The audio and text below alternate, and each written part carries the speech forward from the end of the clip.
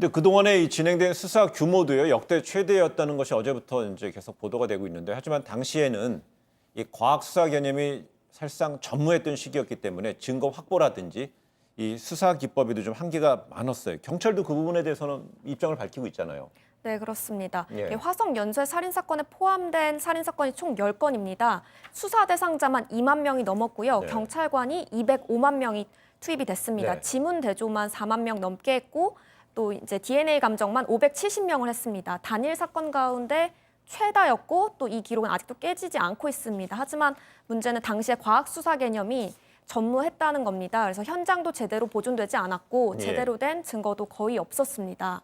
또 일례로 수사 과정에서 용의자로 지목된 3명이 극단적인 선택을 했습니다. 그러니까 유족들은 자백을 유도했다고 말하기도 했습니다. 예. 용의자들 검거해서 고문을 하고 또 강제 자백을 받으려 하면서 이런 과잉 수사 논란도 있었습니다. 그 당시에 그 너무 답답하니까는요, 미치도록 잡고 싶다. 예전에 살인의 추억에 포스터에서도 이제 그런 문구가 있는데, 미치도록 잡고 싶다 이런 속에서 하다 보니까 미신적인 무당의 도움을 받기 위해서 뭐 했다 이런 식의 얘기도 좀 있었는데요. 이렇게 영구 미제로 남을 줄 알았던 사건이 진실에 한 걸음 한 걸음 더 다가설 수 있게 됐던 데에는 DNA 분석 기술의 힘이 컸습니다. 하지만 8, 90년대에는 제대로 된 DNA 분석 기술이 없어서 이 수사에 큰 어려움을 겪었죠.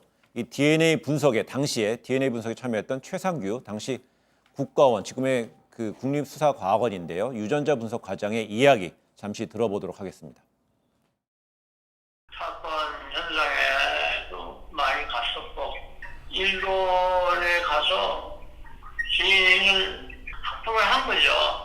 일본을 한 5번 갔다 왔어요.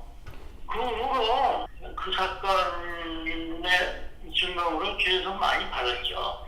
국가시에서 DNA 분석을 굉장히 오랫동안 했어요. 안면검초도 있었고 모발도 있었고 가방 학생의 교복 안 가져온 게 없어요. 정의 자체가 그 진례에서 발견이 안 됐어요. 그때 당시 현장에서 발견 안 되고 피해자의 목을 묶었던 벨룬 교복의 이 카라 밑에 거기서 많이 발견됐어요. 근데 이 수사 과정에서 대단히 중요한 인물이었기 때문에 저희가 직접 연결해서 그 이야기를 들어봤는데요. 그 목소리, 지금 뭐 목소리 상태가 좀 안 좋았고 또 음질 상태도 좀 안 좋았었습니다. 저희가 필요해서 시청자 여러분들한테 근거로서 좀 전해드렸고요. 특히 이 최상규 당시 유전자 분석 과정은 특히 이 9차 사건에서 발견된 정액에 대해서 자세하게 이야기를 했는데 저희가 일부분만 전해드렸습니다만은 이번 용의자 특정 과정에서도 유전자가 일치한 것으로 드러난 사건에도 이 9차가 포함되어 있는 것으로 지금 취재가 되고 있습니다. 이 9차 사건의 증거가 앞으로 이 사건의 해결에 변수가 될까, 아니 핵심 요소가 되지 않을 수 있을까, 이런 좀 분석이 힘을 얻는 것 같아요. 네, 굉장히 중요하죠. 예. 왜냐하면은요, 그러니까 사실 80년대까지는 DNA 기술이 없었던 거예요. 네. 그러다가 90년대 들어서서 DNA 수사 기법이 이제 활성화되기 시작했는데 네. 그때 초기에도 사실은 그 우리나라에서는 기술이 그렇게 발달하지 않았으니까 지금 9차 사건이 90년대 딱 들어서면서 예. 그 발생한 사건이거든요. 예. 그때 이 DNA 기술이 있다는 사실을 확인하고 지금 수사 관계자도 얘기도 하지만 예. 일본을 가져가서 그 DNA를 갖고 들어왔다 이렇게 얘기하고 있지 않습니까? 그러니까 당시 한국에서는 그럴 만한 기술이 많이 발전하지 않았던 거죠.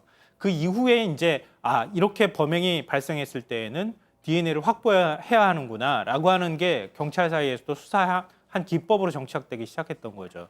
그러니까 이 사건이 9차 사건부터 발생하는 이게 굉장히 중요한 의미를 갖고 있다 예. 이렇게 볼 수 있습니다.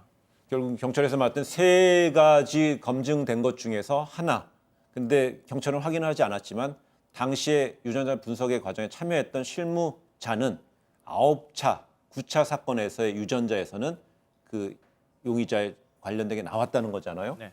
근데 특히 이번 용의자 특정에 결정적인 역할을 한 것이 DNA 어떤 분석 기술뿐만 아니라 데이터베이스 구축, 네. 이쪽인 것 같아요. 일단 두 가지입니다. 하나는 예전에도 DNA 분석은 있었어요. 근데 그 네. 분석 기술이 굉장히 급격히 발전을 했습니다. 예전에는 DNA가 이것이 누구의 DNA인지를 확인하려면 그 DNA와 관련된 양이 많았어야 돼요. 네. 근데 사실은 현장에서 유류품 같은 것들을 확인을 했을 때 거기에서 피의자의 것으로 보이는 그 DNA를 확보하기가 어렵습니다. 그래서 한 번 예를 들면 한 번 DNA를 분석을 했다가 분석이 실패를 하면 더 이상은 유류품에 남아있는 DNA들이 없는 가능성이 많았던 거예요. 근데 최근에는 급격히 올라가면서 아주 작은 DNA로만도 이것이 누구의 DNA인지 또 한 20년 전에 사건에서 있었던 것들도 DNA를 추출할 수 있는 민감도가 높아졌다라는 것이 첫 번째고요.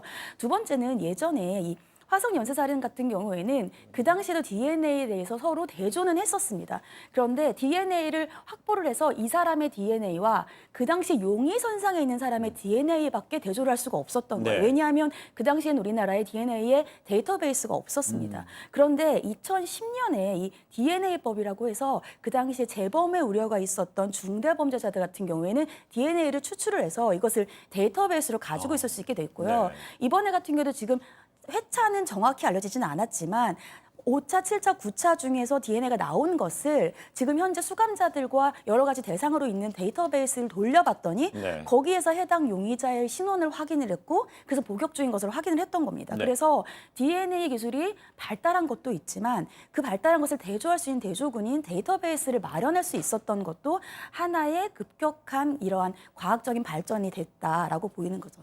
네, 뭐 말씀하셨던 것처럼 예. 아마 이렇게 설명드리면 훨씬 더 이해가 빠르실 거예요. DNA 증폭 기술이 생겨났다 이렇게 생각하시면 될 것 같아요. 네. 옛날에는 아주 작은 세포수만 있을 경우에는 이게 증폭을 못하기 때문에 DNA를 잘 검출을 못했던 거죠.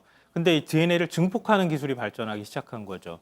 그러니까 아주 작은 뭐 혈흔이라든가 아니면 침이라든가 이런 것들만 남아 있어도 이제는 증폭시켜서 DNA를 확인을 할 수 있는 그런 기술이 발달했다고 생각하시면 되겠습니다. 알겠습니다.